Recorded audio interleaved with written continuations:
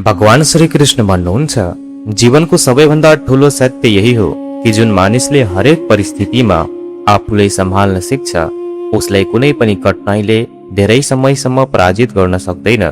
अरूलाई परिवर्तन गर्ने प्रयासमा आफ्नो शान्ति कहिल्यै नहराउनुहोस्।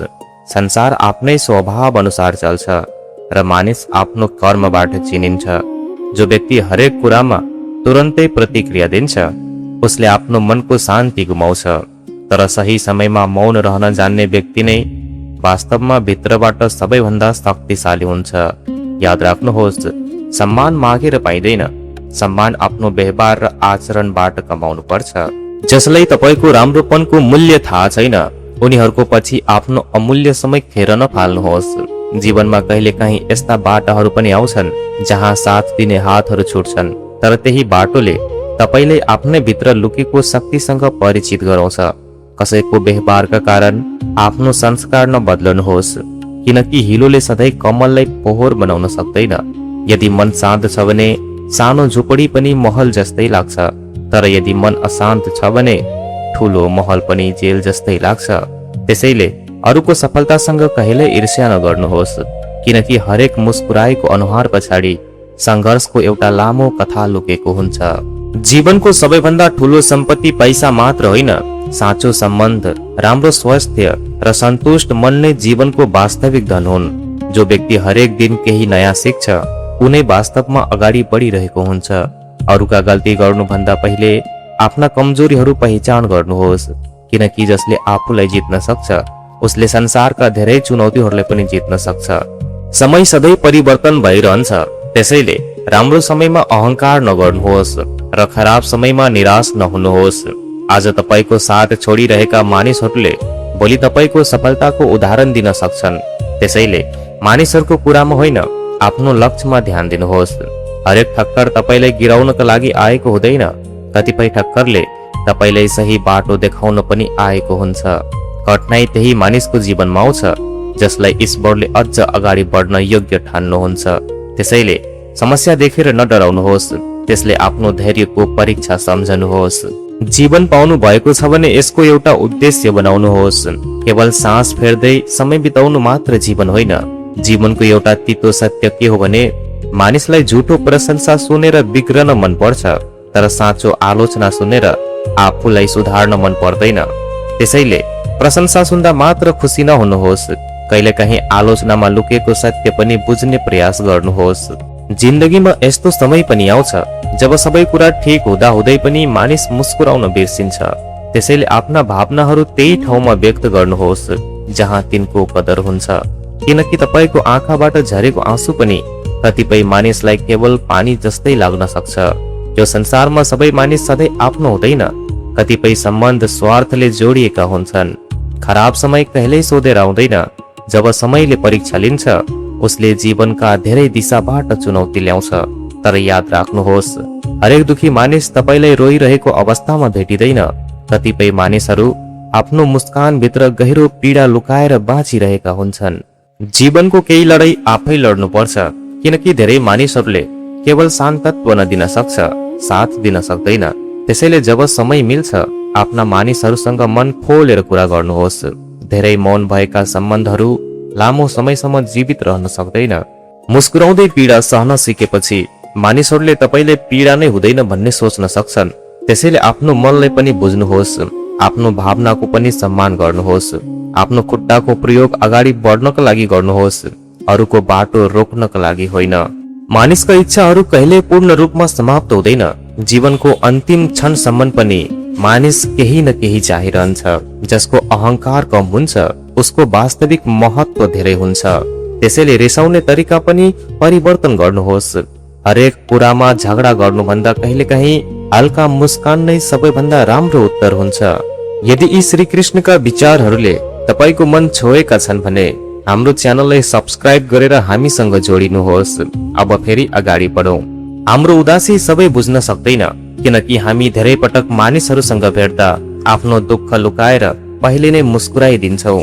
कहिलेकाहीँ हामी आफूलाई कसैका लागि जति आवश्यक ठान्छौँ वास्तवमा त्यति आवश्यक नहुन पनि सक्छौँ। त्यसैले आफ्नो मन सबैका अगाडि खुल्ला किताब जस्तो नबनाउनुहोस्।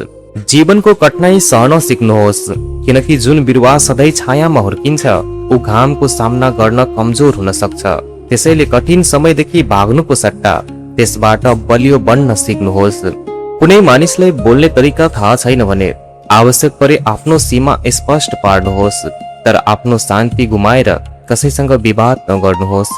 कुनै पनि मानिसको वास्तविक पहिचान उसको अनुहार, रंग वा कपडाले हुँदैन, उसको व्यवहार, संस्कार र गुणले हुन्छ।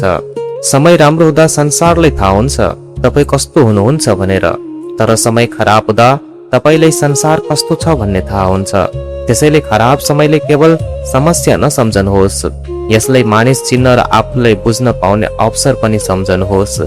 घर सानो होस् वा ठुलो त्यसले खासै फरक पार्दैन। घरभित्रको वातावरण राम्रो हुनु सबैभन्दा महत्त्वपूर्ण कुरा हो। अहंकारले मानिसलाई माथि उठ्न दिँदैन, तर स्वाभिमानले मानिसलाई गलत बाटोमा झुक्न पनि दिँदैन। जीवनमा कसैको मन नदुखाउनुहोस्। मानिसले तपाईलाई क्षमा गरे पनि तपाईले दिएको चोट उसले कहिल्यै पूर्ण रूपमा बिर्सन सक्दैन।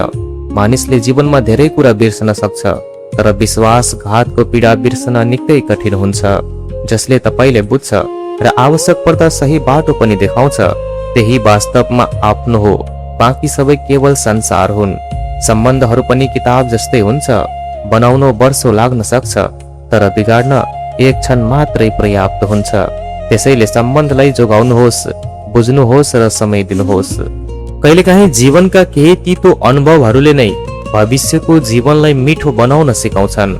परिस्थितिलाई आफ्नो हिम्मत बदल्ने मौका नदिनुहोस्, बरु आफ्नो हिम्मत यति बलियो बनाउनुहोस् कि तपाईको हिम्मतले परिस्थिति नै बदलिदियोस्। जीवनमा केही मानिसहरू यस्ता आउँछन् मानौ उनीहरू कहिल्यै जाने छैनन्, तर समय आएपछि उनीहरू यसरी जान्छन् मानौ कसैले रोकेको थिएनन्। त्यसैले कसैको व्यवहारका कारण धेरै चिन्ता नगर्नुहोस्।